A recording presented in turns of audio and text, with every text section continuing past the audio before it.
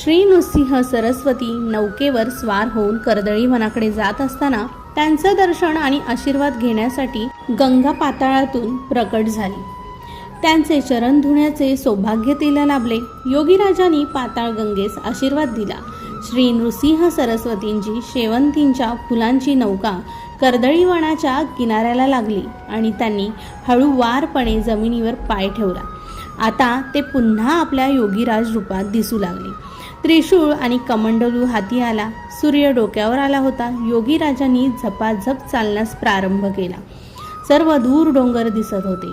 योगीराजांनी 6-7 डोंगर एका मागोमाग एक असे झपाझप पावले टाकत पार केले. आता थोडा पठाराचा भाग चालू झाला. पठाराच्या टोकाशी असलेल्या एका गुहेत ते विश्रांतीसाठी थांबले. ही गुहा योगीराजांना परिचित होती. 12व्या शतकात त्यांनी याच गुहेत साध्वी योगी